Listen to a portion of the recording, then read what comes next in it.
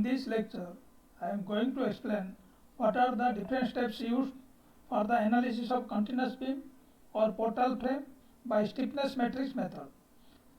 Then I would like to solve one problem based on the two-span continuous beam with one end is fixed and other end is overhanging.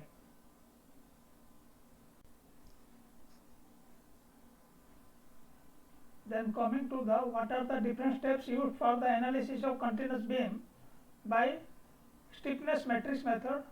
Stiffness matrix method is also known as displacement method or is also known as equilibrium method. So in this method, first determine the degree of kinematic indeterminacy, that is degree of freedom. Then identify the independent displacement components. Then assign the coordinate numbers in the independent displacement components. Then prevent all the independent displacement components to obtain the restraint structure. Then determine the forces developed in each of the coordinate direction of a fully restrained structure. So it is denoted by P test or PL.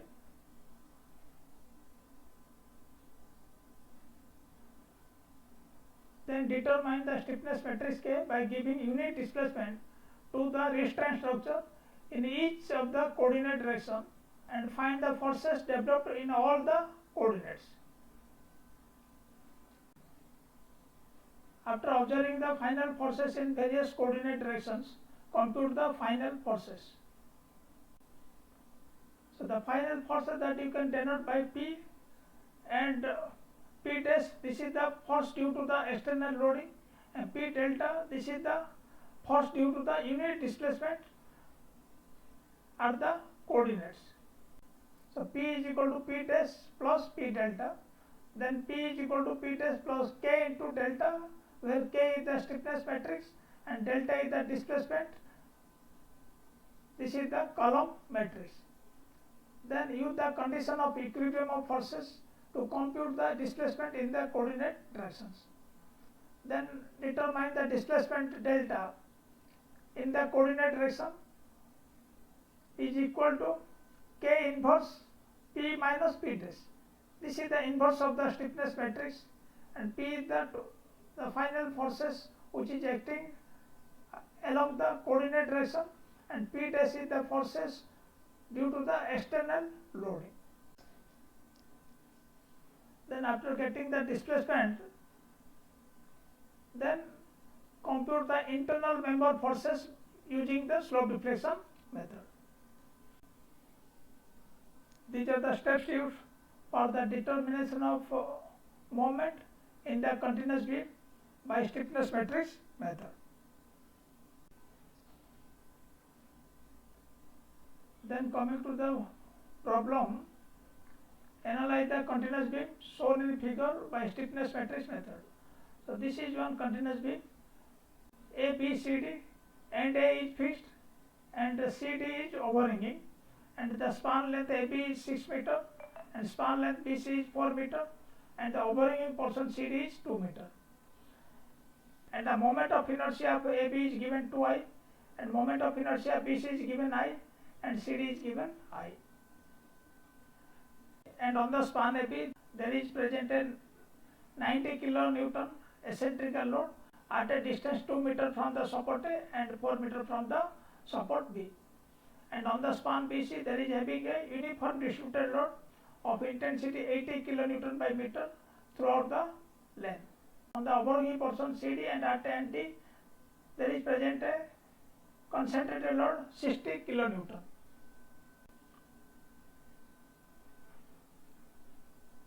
So in this problem, the overhanging portion is taken as the determinate portion here.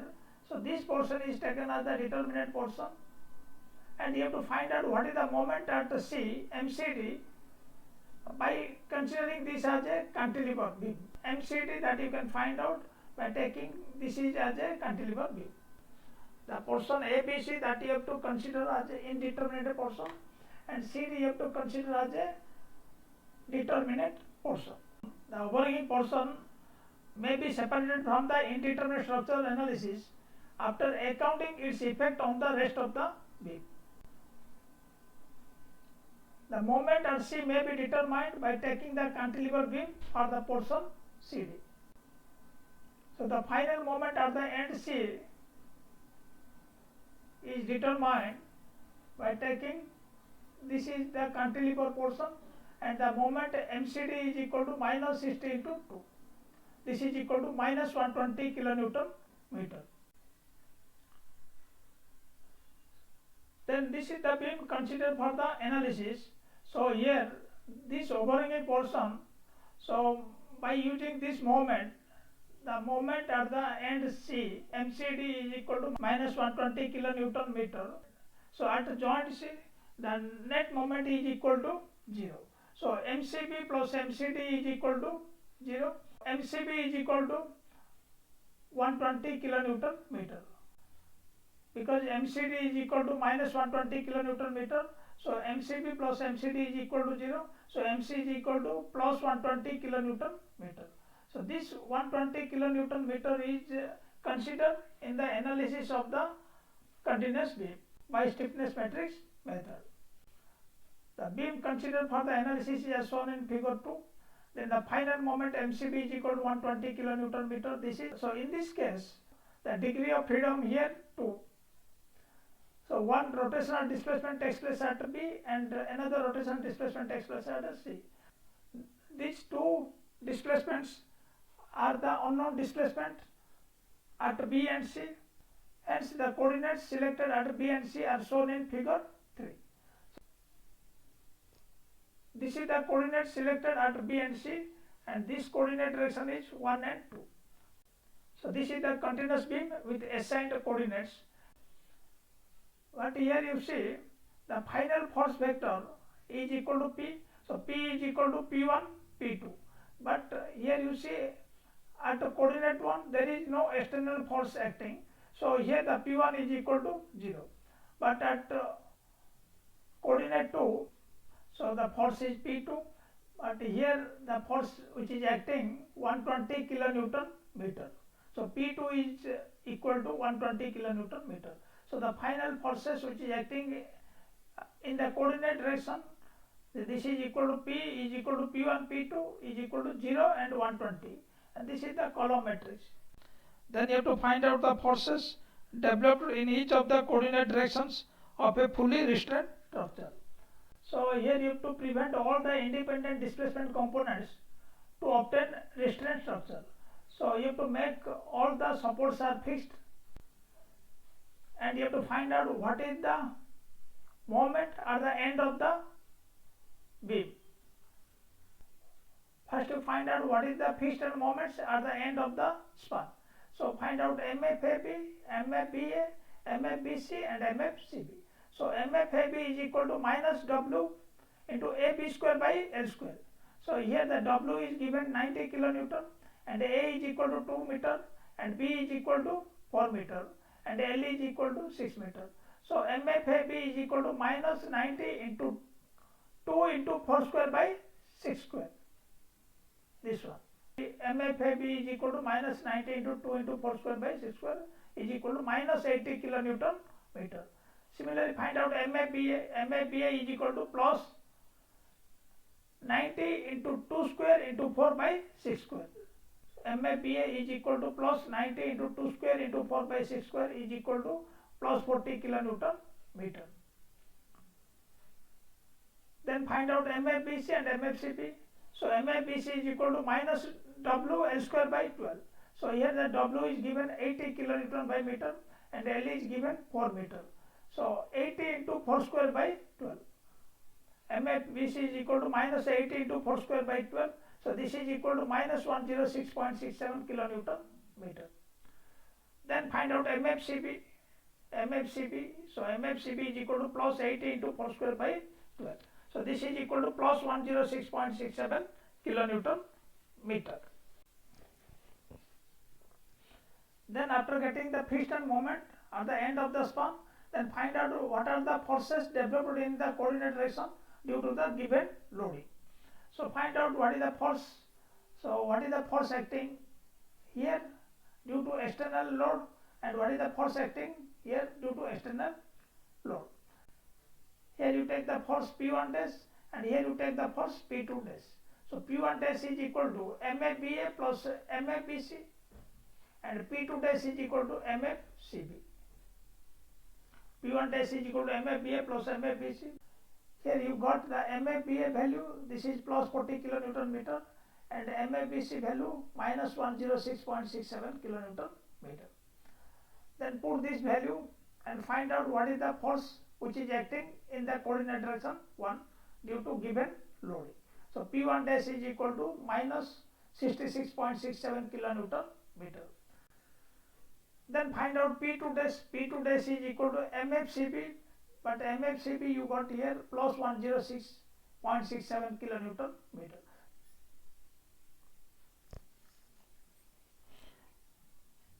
Then the next step, find out the stiffness matrix by giving unit displacement to the restraint structure in each of the coordinate direction and find the forces developed in all the coordinate directions. So using the slope deflection equation, find out the stiffness matrix. This is the continuous beam, and here you take the end A is fixed, end C is fixed, and apply the unit displacement in the coordinate direction 1. Due to the unit displacement in coordinate direction 1, find out the force at coordinate 1 and force at coordinate 2. So the force at coordinate 1 is equal to K11 and force at coordinate 2 is equal to K21. This is the restraint beam with unit displacement in coordinate direction 1. So first you apply 1 radiant rotation to support beam in coordinate direction 1. Then find out the forces in the coordinate direction 1 and 2 by slope deflection equation. So you know what is the slope deflection equation. So for span AB, so what is the formula? 4EI theta A by L plus 2EI theta B by L. K11, this is the force at coordinate 1 due to unit displacement at coordinate 1. So this is equal to 4EI theta B by L plus 2EI theta A by L. For span AB, the moment of inertia is given 2I and the length of the span is given 6 meter. So here you put 4E into 2I theta B by 6 plus 2E into 2I theta A by 6. K11 you can find out from the span AB and from the span BC. So from span AB, so this is the force, and from the span BC, this is the force, and from the span BC, so here the equation, the slope deflection equation is equal to 4EI theta B by L plus 2EI theta C by L. But here the moment of inertia is given I and the length of the span is given 4 meter. So here you put 4EI theta B by 4 plus 2EI theta C by 4. And this is the 0 because here there is no settlement takes place. But you know the end conditions. At A, this is the fixed end, and at C, this is also fixed end, and at B, so this is the unit displacement. So here you take the boundary condition or end condition. Theta A is equal to 0, theta C is equal to 0, and theta B is equal to 1. So this is the end conditions. Then apply the end condition in this equation.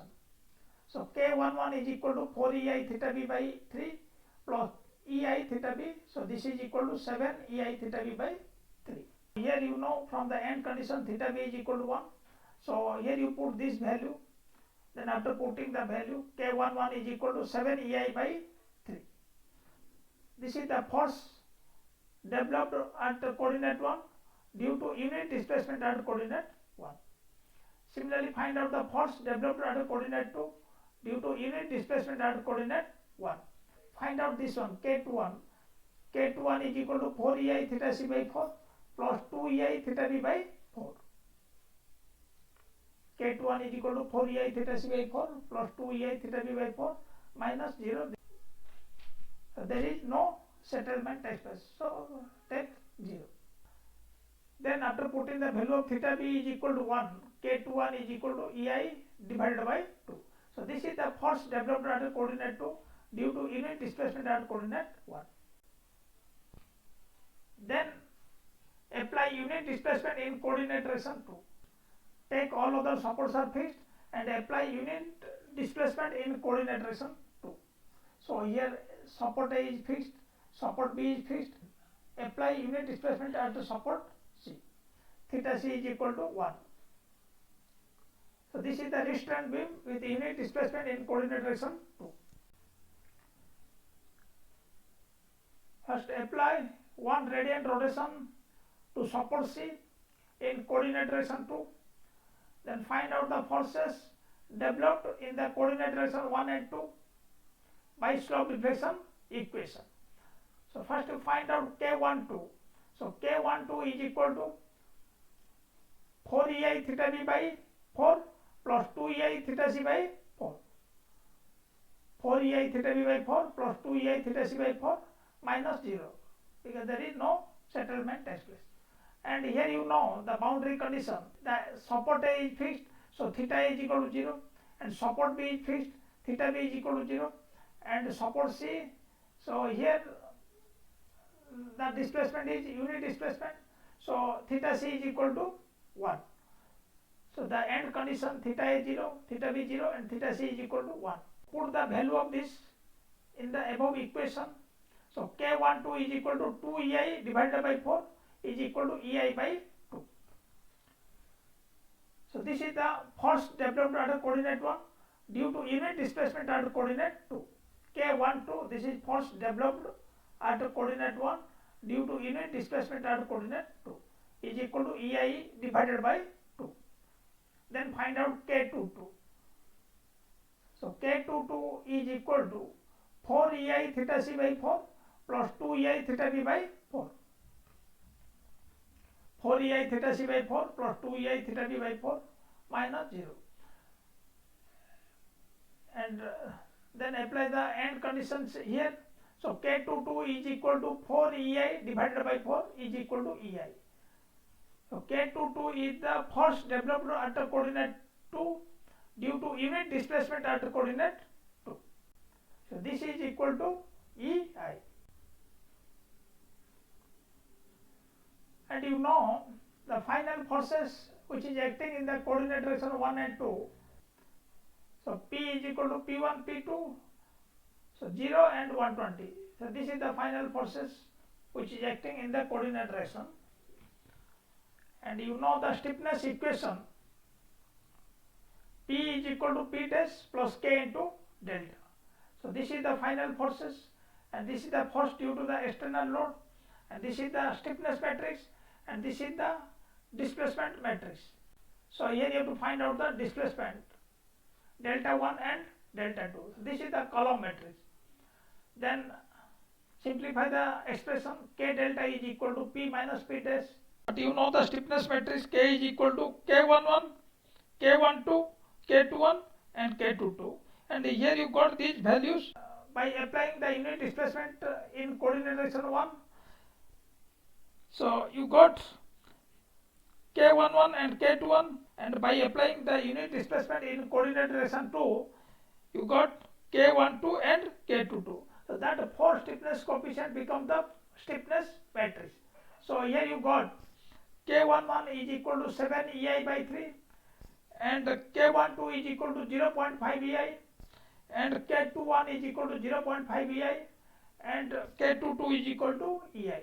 So this is the stiffness matrix. This is the stiffness matrix, and this is the delta 1, delta 2. This is the displacement matrix, column matrix, and here this is the final force 0 and 120, and this is the force you got from the external loading P dash. So from the external loading you got P dash is equal to minus 66.67 and 106.67. This is the column matrix. Then put this value here after taking the common EI by 3. So the matrix, stiffness matrix becomes 7, 1.5, 1.53, and this is the displacement matrix, and this is the force matrix. then delta 1 delta 2 is equal to 3 by EI, 7 1.5 1.53 inverse 1. So this is the inverse of the stiffness matrix and this is the force matrix. After taking the inverse of the stiffness matrix, this is the inverse of the stiffness matrix and this is the force matrix. So after multiplying the inverse of stiffness matrix with the force matrix, then you get the displacement delta 1 and delta 2. The displacement matrix delta 1 delta 2 is equal to 1 by EI, 28.802 minus 1.017. So the displacement in coordinate direction 1 is equal to delta 1, that is equal to the theta b is equal to 28.802 divided by EI. Similarly, the displacement in coordinate direction 2 is equal to delta 2 and is equal to theta c is equal to minus 1.017 divided by EI. And you know theta is equal to 0. This is due to the fixed end. So these are the displacement in coordinate direction 1 and 2. Then after getting the displacement, find out the final moment using the slope deflection equation.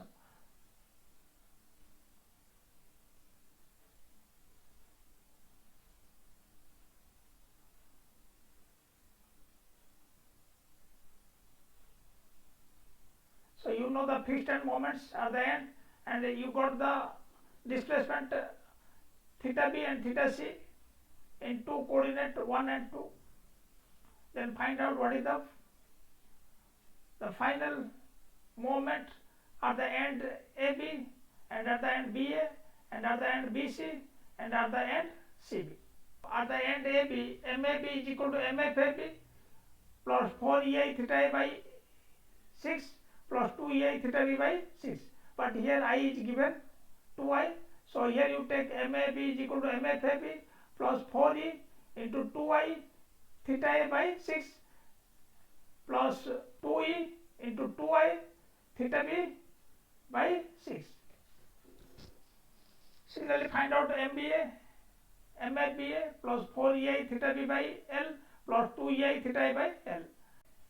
Then find out MBC, MBC is equal to MFBC plus 4EI theta B by L plus 2EI theta C by L. Then find out MCB, MCB is equal to MFCB plus 4EI theta C by L plus 2EI theta B by L. So these are the fixed end moments, you know. Find out the final moments. MAB is equal to MFAB plus 4E into 2I theta A by 6 plus 2E into 2I theta B by 6. And you know the value of theta A and theta B. Theta A is equal to 0 and theta B is equal to 28.802 divided by EI. So put the value of theta and theta B in this equation. Then find out the moment MAB is equal to minus 80 plus 19.20 is equal to minus 60.80 kilonewton meter. MAB is equal to minus 60.80 kilonewton meter. Then find out MBA. MBA is equal to MFBA plus 4E into 2I theta B by 6 plus 2E into 2I theta A by 6. So here MFBA you know 40 kilonewton meter and theta B you know 28.802 by EI and theta A you know 0. So after putting the theta A, theta B and MFBA, so here you get MBA is equal to 78.403 kilonewton meter. Then find out MBC. MBC is equal to MFBC plus 4EI theta B by 4 plus 2EI theta C by 4. So here you know MFBC is equal to minus 106.67 and theta B is equal to 28.802 by EI and theta C is equal to minus 1.071 by EI. So after putting the value of theta B, theta C, MFBC here, then MBC is equal to minus 78.403 kilonewton meter. Then find out MCB. MCB is equal to MFCB plus 4EI theta C by 4 plus 2EI theta B by 4. You know MFCB is equal to 106.67 and theta C is equal to minus 1.071 by EI and theta B is equal to 28.802 by EI.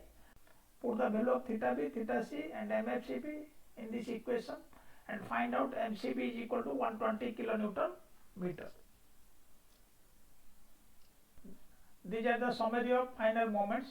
MAB is equal to minus 60.80 kilonewton meter, MBA is equal to 78.403 kilonewton meter, MBC is equal to minus 78.403 kilonewton meter, MCB is equal to 120 kilonewton meter, and MCD is equal to minus 120 kilonewton meter. Then you can give the direction of the moment. So this is the direction of the moment. MBA, so this is minus 60.80 kilonewton meter, so give the direction anti-clockwise, and MBA 78.403 kilonewton meter and give the direction positive clockwise, give the direction clockwise, and MBC minus 78.403 kilonewton meter and give the direction anti-clockwise, and MCB 120 kilonewton meter and here give the direction clockwise, and MCD minus 120 kilonewton meter give the direction anti-clockwise. So these are the direction of the support moments. So here the support moment is 60.80 kilonewton meter, and here 78.403 kilonewton meter, and here 120 kilonewton meter, and here at the end D0. Join these points, and this is the negative bending moment diagram. And due to the load, draw the positive bending moment diagram, or that is also called the free bending moment diagram. So here the load is present at a distance 2 meter from the support A and 4 meter from the support B. So here you find out the what is the moment. The positive moment on span AB, WAB by L is equal to 90 into 2 into 4 by 6. This is equal to 120 kilonewton meter. So this is 120 kilonewton meter. This ordinate is 120 kilonewton meter. Similarly, find out what is the maximum positive moment on the span BC. So here due to UDL, the bending moment diagram is parabolic, and find out what is the maximum bending moment at the midpoint. Here at the midpoint you get the maximum positive bending moment. The maximum positive moment on span BC is equal to WL square by 8, 80 into 4 square by 8, this is equal to 160 kilonewton meter. So here this ordinate is 160 kilonewton meter. So this is the free BMD, and this is the support bending moment diagram. So here this is negative bending moment diagram, and this is positive, this is negative, this is positive, and this is negative. This portion is cancelled due to positive and negative. Here this portion is also cancelled due to positive and negative. So this is the final bending moment diagram of this continuous beam. Now all are clear how to determine the final moments of the continuous beam by stiffness matrix method, when one end of the continuous beam is fixed and the other end of the continuous beam is overhanging.